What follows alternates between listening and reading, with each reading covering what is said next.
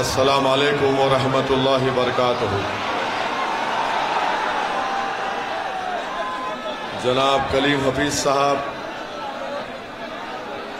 सदर दिल्ली मजलिस इत्तेहादुल मुस्लिमीन, मोहतरम जनाब इम्तियाज जलील साहब, रुकने पार्लिमान वो सदर मजलिस इत्तेहादुल मुस्लिमीन महाराष्ट्र, जनाब आरिफ सैफी साहब, उम्मीदवार मजलिस इत्तेहादुल मुस्लिमीन, मेरी इज्जतदार माँ और बहनों, बुजुर्गों, मेरे गयूर नौजवान साथियों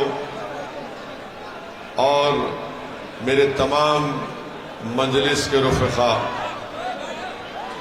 मैं आपका शुक्रिया अदा करता हूँ कि आप इतनी बड़ी तादाद में यहाँ पर भी और यहाँ पर भी आप आज इस जलसे में शिरकत किए हैं और इतनी बड़ी तादाद में आप तमाम का यहाँ जमा होना इस बात का पैगाम देता है कि इंशाअल्लाह ताला आप तमाम ने ये फैसला कर लिया है कि इस म्युनिसिपल वार्ड से इंशाअल्लाह यहाँ से आप मजलिस इत्तेहादुल मुस्लिमीन के उम्मीदवार को अपना नया कॉरपोरेटर बनाएंगे इंशाअल्लाह।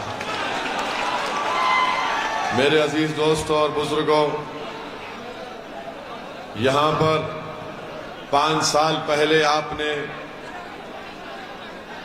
मौजूदा दिल्ली के मुख्यमंत्री, उनके पार्टी के एक उम्मीदवार को आपने वोट डालकर कामयाब किया था और आज आप देखते हैं कि इस ओखला के बल्दी हलके में यहां पर बेशुमार मसाइल हैं।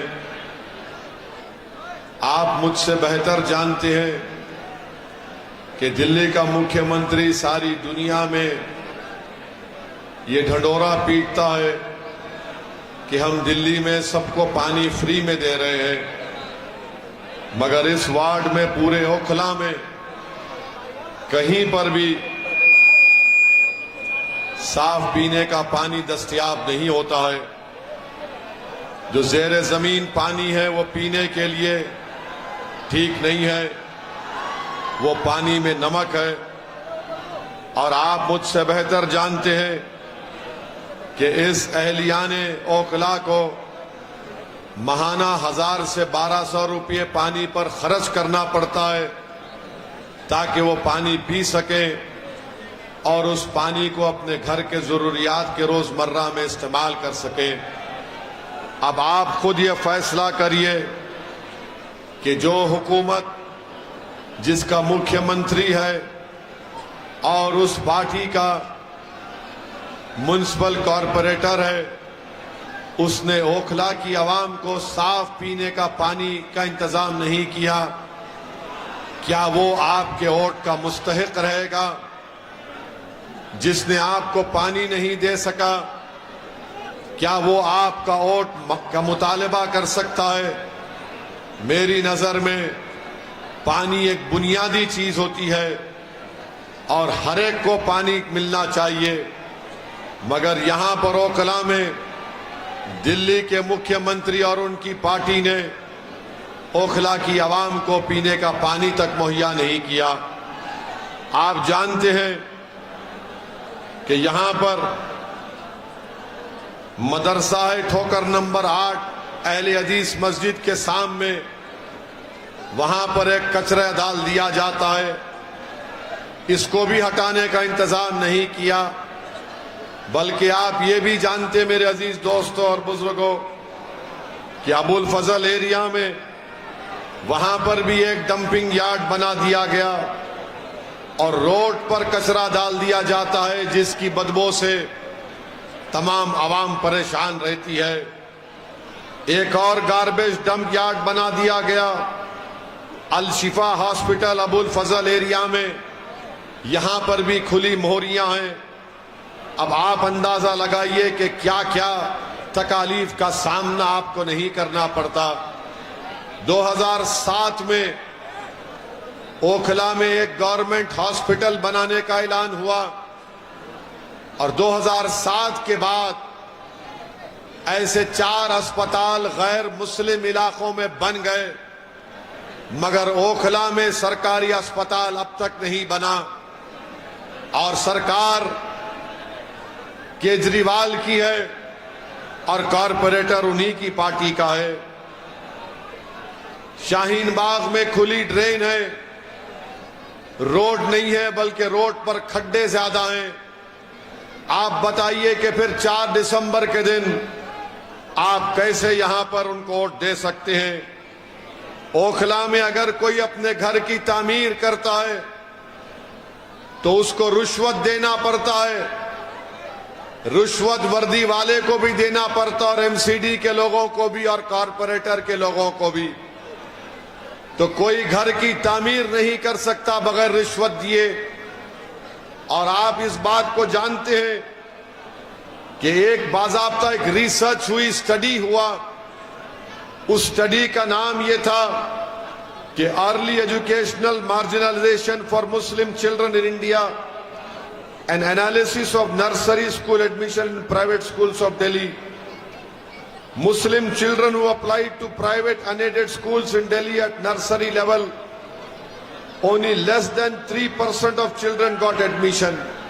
माने ये स्टडी हुई है जिसमें साबित कर दिया गया कि जो लोग ओखला से अपनी बच्चों को और बेटियों को और बेटों को नर्सरी लेवल पर स्कूल में, जो ये ठोकरा 8 से मदरसा और अहले हदीस मस्जिद के सामने से जो कचरे का गार्बेज का डंप है उसको हटा सके, अल-शिफा हॉस्पिटल के सामने जो गार्बेज का डंप है उसको हटा सके, खुली मोहरियों का काम करवा सके, साफ पीने का पानी आपको मुहैया करा सके, अस्पताल को तामीर करवा सके। सिर्फ मोहल्ला क्लिनिक से काम नहीं होता है, अस्पताल की एक अहमियत है, इसकी एक स्पेशलिटी होती है। ये मुद्दे आपके हैं, ये आवाम के हैं।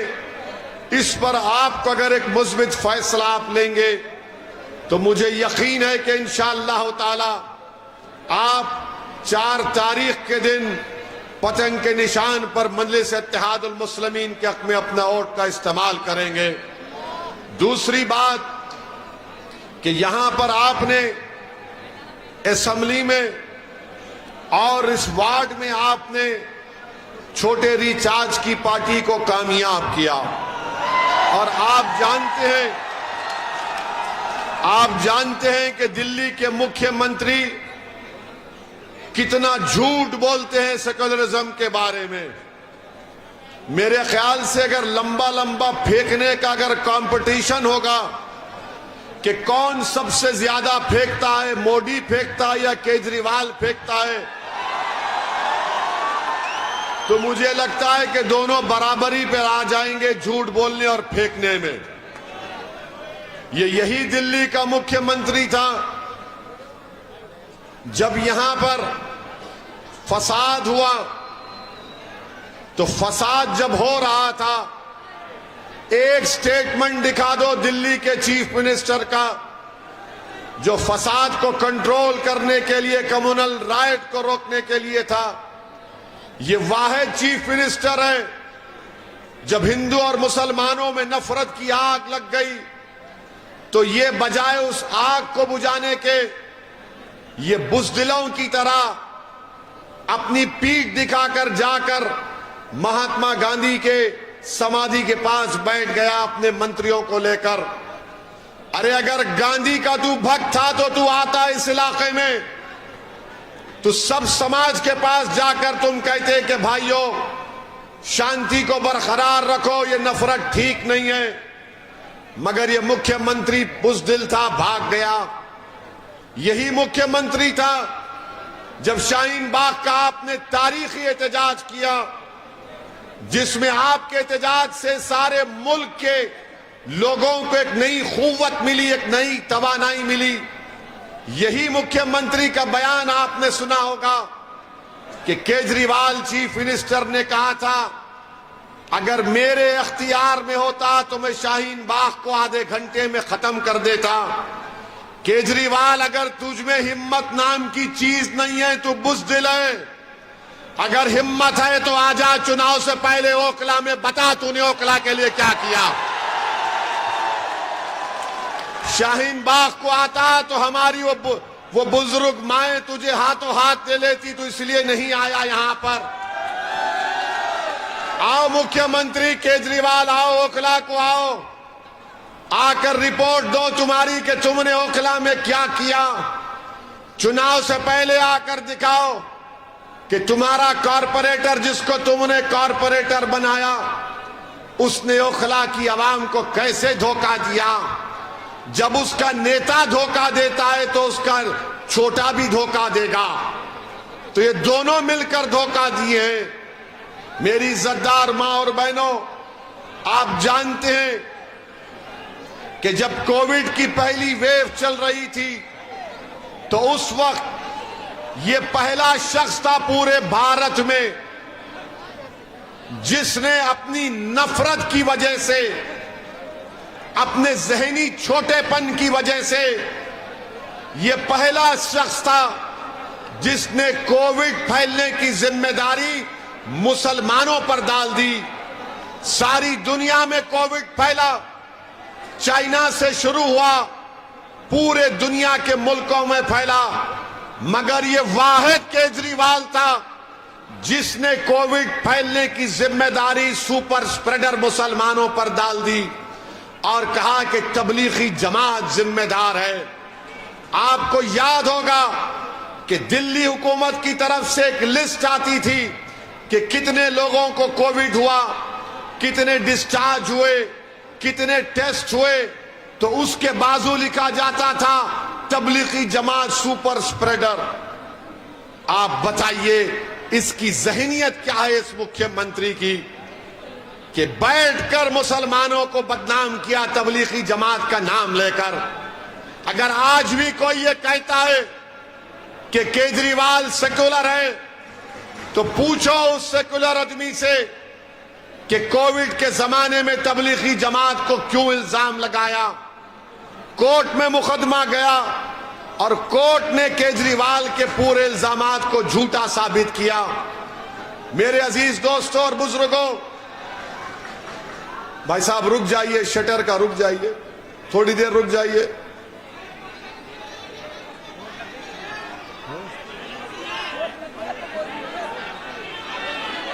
क्या हुआ?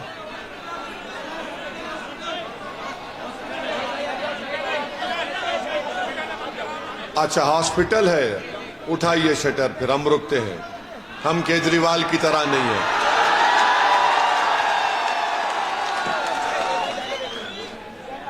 उठाइए उठाइए।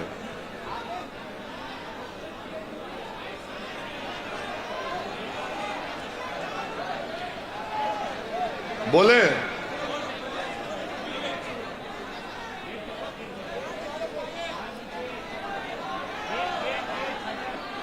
हाँ, गेट खोल दो भाई।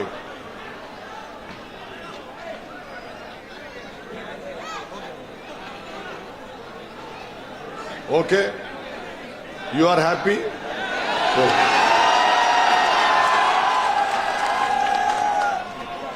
मैं आपसे अर्ज कर रहा था कि दिल्ली के मुख्यमंत्री का असली चेहरा सामने आ गया। एक और मर्तबा आ गया जब दिल्ली के मुख्यमंत्री ने कहा कि मैं अपने बड़े भाई मोदी से अपील करता हूं कि हमारी 500 और 2000 की नोट पर हमारे देवी देवताओं की फोटो को लगा दिया जाए। अब आप बताइए, छोटे भाई बड़े भाई को बोल रहे हैं और बड़े भाई देख रहे हैं कि पूरे मेरे नक्शे कदम पर चल रहा है। यानी भारत का कोई मजहब नहीं है, ये हमारा जो वतन है इसका कोई मजहब नहीं है। अगर कोई खुदा को नहीं भी मानता तो भी भारत उसका है। ये भारत की खूबसूरती और ताकत है। मगर दिल्ली के मुख्यमंत्री को यह बताना है कि मैं बड़े भाई से ज्यादा हिंदुत्व आइडियोलॉजी का मानने वाला हूं। ऐसा लगता है कि किसी जमाने में दोनों बिछड़ गए थे किसी मेले में। एक दिल्ली को आ गया, एक गुजरात में रह गए थे। माने ये कोशिश कर रहे हैं कि हिंदुत्व की आइडियोलॉजी को सबसे ज्यादा कौन मानता है। ये जो आपका दिल्ली का मुख्यमंत्री है, ये 2013 का मोदी है। याद रखो आप मेरी इस बात को। अगर कोई ये कह रहा है कि नहीं नहीं वो भाजपा से मुकाबला करने के लिए कर रहा है, तो फिर बताओ यूनिफॉर्म सिविल कोड के ऊपर दिल्ली के मुख्यमंत्री की पार्टी का क्या ओपिनियन है, क्या राय है। मैं यूनिफॉर्म सिविल कोड का खिलाफ हूं। इसलिए खिलाफ हूं कि भारत के संविधान में, आइन में आर्टिकल 29 है, 29 है, राइट टू कल्चर एक अनफेटर्ड फंडामेंटल राइट है। और यूनिफॉर्म सिविल कोड की बात भारत के प्रधानमंत्री वजीर आजम मोदी करके ये चाहते ये हैं कि हमसे हमारी तहजीब को छीन लिया जाए। हमारी तहजीब हमारे मदरसे हैं, हमारी तहजीब मसाजिद है, हमारी तहजीब हमारा हिजाब, बुर्का और हमारी दाढ़ी है, हमारी तहजीब हमारी किताब है, हमारी तहजीब हर चीज है। जो बीजेपी हमारी तहजीब को खींचना चाहती है यूनिफॉर्म सिविल कोड के नाम पर, तो ये केजरीवाल यूनिफॉर्म सिविल कोड के बारे में एक लफ्ज भी नहीं बोलता है, एक लफ्ज भी नहीं बोलता है। और जो लोग ये कहते नहीं इसमें हिकमत है, अच्छा हिकमत है तो ये बताओ बिल्किस बानो के ऊपर केजरीवाल क्यों नहीं बोलता? बिल्किस बानो के ऊपर केजरीवाल क्यों नहीं बोलता? बिल्किस बानो तो सिर्फ मुसलमानों का मसला नहीं है। और अगर कोई नहीं जानता बिल्किस बानो कौन है, तो बिल्किस बानो को 2002 में 6 महीने की प्रेग्नेंट थी, 3 साल की बेटी थी, साथ में अपने खानदान के 7 या 8 लोग थे। बिल्किस बानो को प्रेग्नेंट होते हुए जालिमों ने उसका रेप, अस्मत रेजी की, उसके बाद उसकी मां का रेप किया और खानदान वालों का रेप किया, उसके बाद उनका कत्ल किया और एक मां के सामने 3 साल की बेटी का सर लेकर पत्थर पर मारकर उस बेटी का कत्ल कर दिया। वो बिल्किस बानो है जिसका मुकदमा मुंबई में चला। और वो बिल्किस बानो पर जुल्म करने वालों को नरेंद्र मोदी की सरकार 15 अगस्त को जब हम आजादी का अमृत उत्सव मना रहे थे, हमारे मुजाहिदीन आजादी को खिराज अकीदत पेश कर रहे थे, तो बीजेपी के नरेंद्र मोदी और अमित शाह ने गांधी को खिराज अकीदत पेश नहीं किया, मौलाना आजाद को खिराज अकीदत पेश नहीं किया, अल्लामा फजल खैराबादी को खिराज अकीदत पेश नहीं किया, महमूदुल हसन को खिराज अकीदत पेश नहीं किया। मोदी और अमित शाह ने बिल्किस बानो के रेपिस्ट को, उसके बेटी के कातिलों के खिराज अकीदत पेश किया और उनको जेल से रिहा करवाया। मैं आज भी पूछ रहा हूं, बताओ केजरीवाल, बिल्किस बानो के बारे में तुम्हारी क्या राय है? बोलो बिल्किस बानो के बारे में तुम्हारी राय क्या है? दिल्ली के डिप्टी चीफ मिनिस्टर से पूछा गया, तो उन्हें पूछा गया बिल्किस बानो के ऊपर, तो कहा हम स्कूल बनाते हैं। पूछा गया बिल्किस बानो का रेप हुआ, तो उसने कहा हम टीचर देते हैं। अगर बिल्किस बानो की बेटी जिंदा होती तो शायद वो जामे मिलिया यूनिवर्सिटी में अभी पढ़ती रहती होगी। इंसाफ जब तक मजलूमों से नहीं होगा, दुनिया में अमन कायम नहीं हो सकता। इंसाफ सबसे होना चाहिए, किसी मजहब का हो, किसी जात का हो। ये आपका दिल्ली के मुख्यमंत्री का चेहरा है कि नोट पर ये फोटो लगा दो, गांधी की भी फोटो रखो और ये फोटो भी रखो। अरे तू गांधी के पैगाम को नहीं समझा। यूनिफॉर्म सिविल कोड पर जीरो, बिल्किस बानो पर खामोशी, मगर बार बार ये बोलते हैं कि नहीं नहीं, इनके जो चमचे हैं जो ओखला में फिरते हैं, ये जो केजरीवाल छोटा रिचार्ज के चमचे हैं, वो बोलते हैं कि नहीं नहीं ऐसा नहीं है, भाजपा को हराना है। मेरे भाई, अंधेरे का अंधेरे से मुकाबला नहीं होता, जुल्म का जुल्म से मुकाबला नहीं होता, अंधेरे का मुकाबला रोशनी से होता है, जहालत का मुकाबला इल्म से होता है।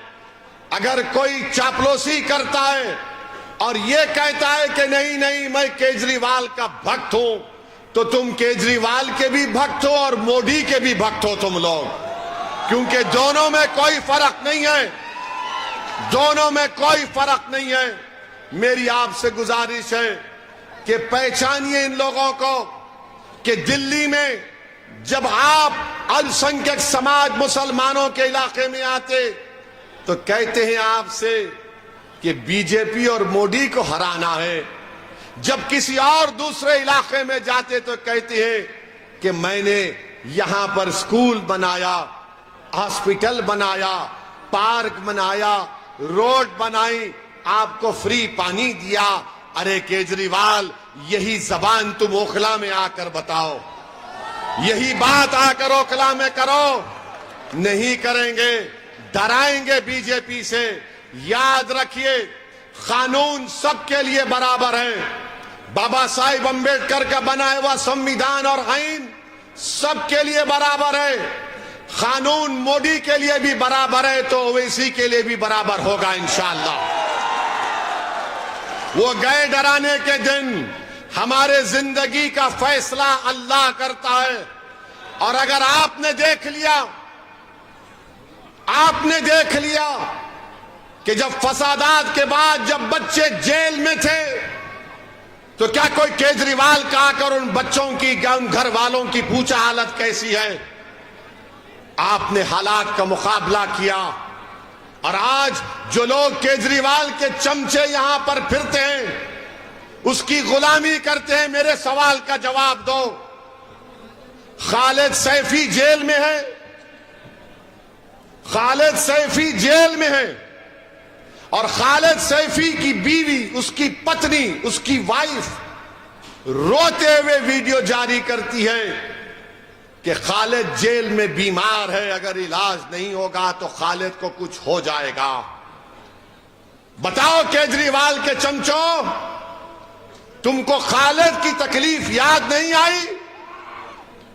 तुमको खालिद की पत्नी की फरियाद तुम्हारे दिल को नहीं पिघलाई? अगर तुम्हारे दिलों में धड़कता हुआ दिल होता तो तुम खालिद की बीवी की तकलीफ को अपनी बहन की तकलीफ समझते। मगर अब देखो, ठहरिए, अब देखो आप केजरीवाल का असली चेहरा। उसका मंत्री जेल में है, खालिद से बड़े इल्जाम में, ईडी के केस में खालिद को जेल में इलाज नहीं होता, बीवी रोती है, मगर केजरीवाल के मंत्री के पैर पर तेल लगाया जाता है, हाथ पर तेल लगाया जाता है। कितनी तकलीफ दे बात है कि उसका नाम खालिद है, इसका नाम जैन है, तो नाम के ऊपर भी नाइंसाफी की जाती है। ये आपको सोचना है कि जेल में भी इंसाफ नहीं हो रहा, जेल के अंदर भी इंसाफ नहीं हो रहा है, क्योंकि वो केजरीवाल का मंत्री है तो उसके हाथ को तेल लगाया जा रहा है, पैर को तेल लगाया जा रहा है, खाना लाकर खिलाया जा रहा है, और वो खालिद बीमार पड़ा है जेल में।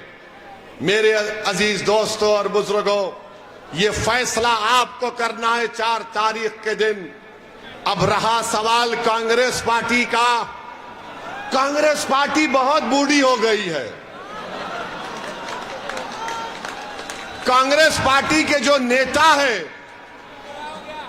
जो नेता है, 15 साल आपने कांग्रेस को सत्ता दी थी दिल्ली में, 15 साल। अब बताओ कौन सा नेता दिल्ली में है उनका? रोड पर नजर नहीं आता।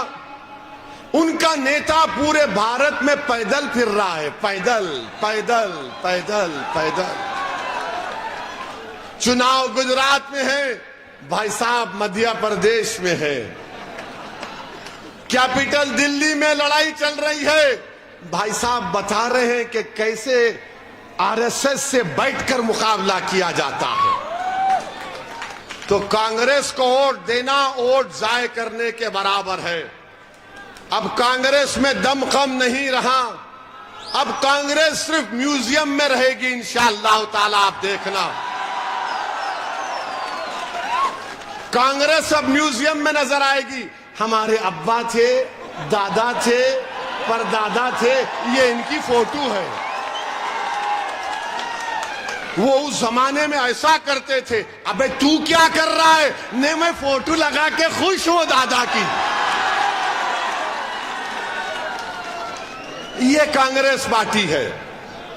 तो आपको लड़ने वालों की जरूरत है, ओखला से इंसाफ करने वालों की जरूरत है। और हमारा ये भाई आरिफ सैफी आपके सामने खड़ा है। 5 साल पहले आपने वोट नहीं दिया, ये आज भी आपके सामने आया है, आपसे अपील कर रहा है कि ओखला के लिए आप मजलिस को कामयाब करिए। ओखला के कचरों को साफ करने के लिए आप मजलिस को कामयाब करिए। और कचरे 2 किस्म के हैं। कचरा 2 किस्म का होता है, 2 type, 1 political garbage, 1 actual garbage. यानी एक जो अहले हदीस मस्जिद के सामने जो कचरा है उसको निकालना, एक जो पॉलिटिकल गार्बेज है, सियासी कचरा है, छोटे रिचार्ज का, उसको भी साफ करना है। तो दोनों को साफ करना है आपको। करेंगे ना आप? करेंगे ना आप? करेंगे ना आप? अरे जोर से बोलो प्यारे, और जोर से बोलो। दोनों कचरों को साफ करेंगे। ओखला में पानी की लाइन आएगी, पानी की लाइन आएगी, अस्पताल बनेगा, अस्पताल बनेगा इंशाअल्लाह ताला। तो आपने फैसला कर लिया कि 4 दिसंबर को ओखला की आसमानों पर क्या नजर आएगा, क्या नजर आएगा। और हम क्या करेंगे? डोरी लेके पतंग। तो 4 दिसंबर के दिन मजलिस को कामयाब करिए। आपका बेहद शुक्रिया। अस्सलाम वालेकुम व रहमतुल्लाहि व बरकातहू।